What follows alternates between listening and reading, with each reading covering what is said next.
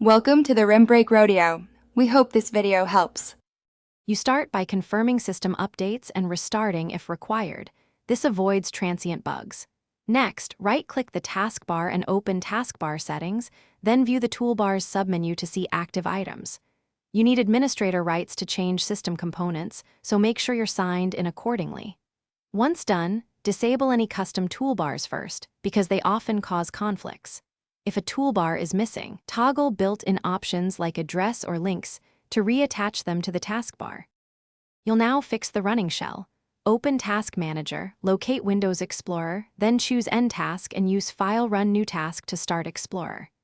EXE, this reloads the taskbar without rebooting. Once Explorer restarts, go to Settings, Personalization, Taskbar, and reset visibility and alignment options to defaults. This corrects many layout glitches. If a toolbar still misbehaves, recreate it by pointing to the correct folder path and toggling its visibility. That repairs broken link registrations and refreshes icons.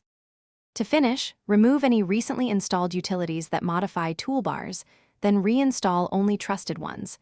This eliminates third-party conflicts.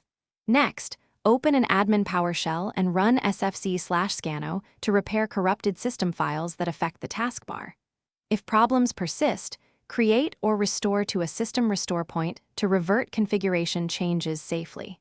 One key troubleshooting tip: if Explorer crashes repeatedly, check Event Viewer for faulting module names. Thanks for watching. Consider subscribing if we helped you.